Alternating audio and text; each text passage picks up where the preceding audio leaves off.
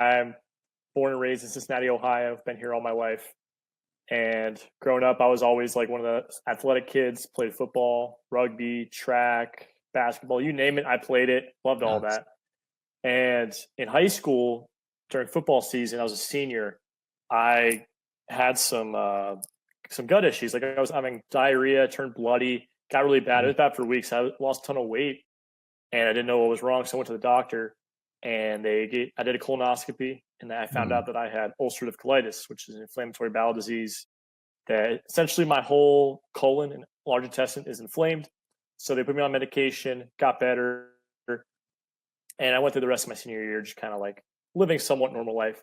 And then in the spring of my senior year, I got a bacterial infection called Clostridium difficile, which made all of my symptoms way worse. Like they put me on antibiotics. They tried pretty much a lot of this different stuff. It didn't work. They ended up doing a fecal transplant where they take healthy bacteria, healthy gut bacteria, or like healthy Uh-huh. human shit, and they put it down my throat through a tube into my gut, and it like pushes out the bad bacteria, Uh-huh. introduces new good bacteria. So it actually worked pretty well.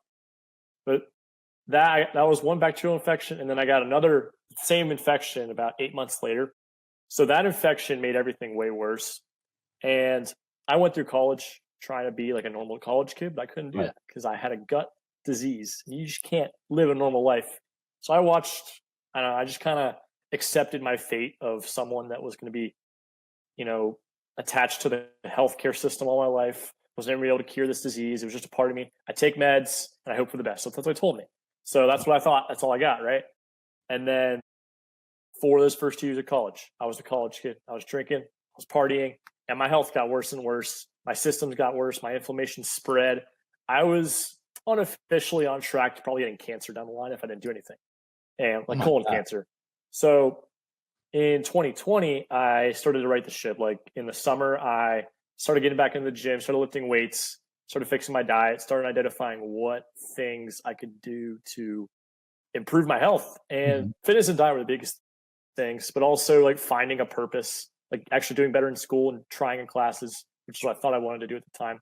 But also realizing that life is bigger than just like the mundane kind of day-to-day stuff you do in Mhm. college or in school or whatever. And it's like, what do I actually want to do with my life? Because I knew that I didn't want to have this disease dictate what I do with my life. And once I realized that was when, okay, let's actually get this fixed. So like I said, fitness, diet, finding a purpose and finding something that I can actually help people with instead of just chasing after the bag, trying to get a job out of college with a lot of money, a lot of big salary. And Mhm. that's what kind of drew me to Twitter. Like I had a bunch of job opportunities coming out of college and I work full time right now. But instead of going to grad school, instead of going for like a higher paying job, I decided, okay, I found something on Twitter. I found a community of people that I can help. I found a community of people that are, kind of challenging the norm health wise and making money wise. Like you can make money outside of a 9 to 5. You can be Sure. healthy outside of the whatever you see on the news or you see in a supermarket. Like you can carve your own path, which I think most people don't realize. And I'm here to kind of help spread that, and especially with your health, especially with your gut, especially with those kinds of things.